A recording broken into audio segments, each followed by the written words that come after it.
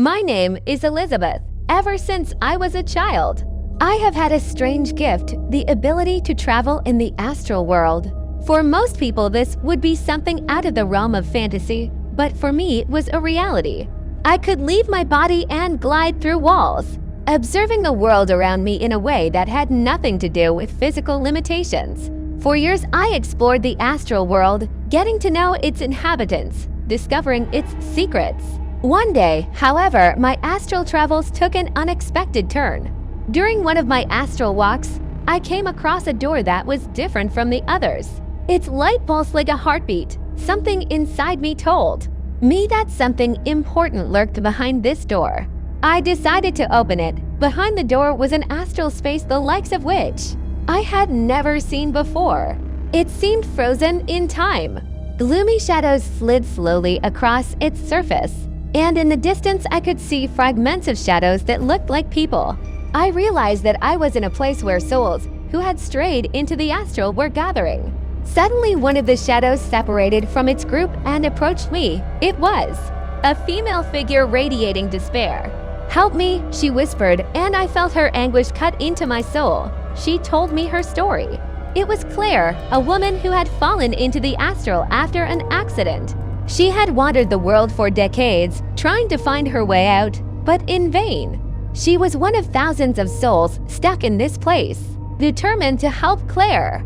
I began to explore this mysterious astral realm that seemed to be something between the world of the living and the world of the dead. It took me a long time to unravel its mysteries. I discovered that the astral can be not only a place to travel, but also a dark trap from which it is impossible to escape without help. To help souls like Claire, I had to risk myself and my astral self.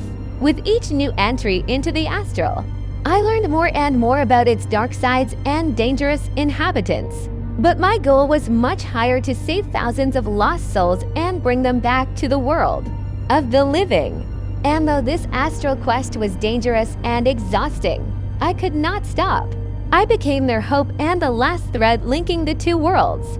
My life became a struggle against darkness and evil, an encounter with souls whose stories were darker than the worst nightmare. But I carried light into this dark astral world and hoped that one day, through my efforts, darkness would give way to light and souls would find their way home.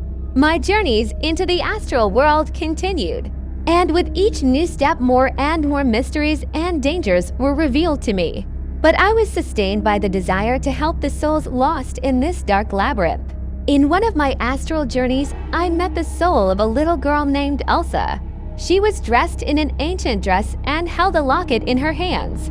Elsa told me her story, how many years ago she had died in a fire in this house, and her soul was left a prisoner of the astral. The locket she held in her hands turned out to be the key to her salvation. It held a part of her soul, and without it she could not leave this world.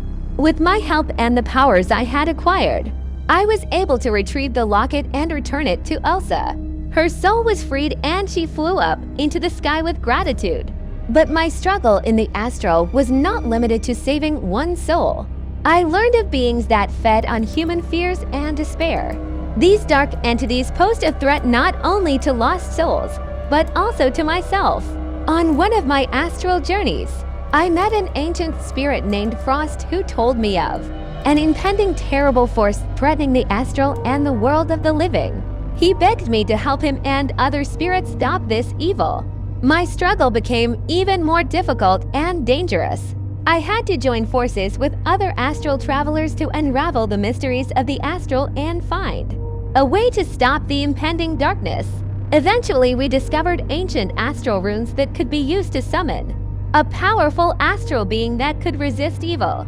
But this required a sacrifice, and I decided to become one to save the astral and the world of the living. In a long and difficult ceremony, accompanied by fire and magical spells, I became part of the astral being, and together we fought the evil that threatened the entire world. The battle was bloody, but through our efforts and the power of the astral being, we were able to defeat the evil and save the astral and the world of the living from the terrible threat. However, my astral adventures did not end there. I continued traveling through this mysterious world, helping souls and exploring its mysteries. The astral remained for me a source of endless mysteries and dangers, but now I was its protector. And my mission was to never again allow darkness to consume this world.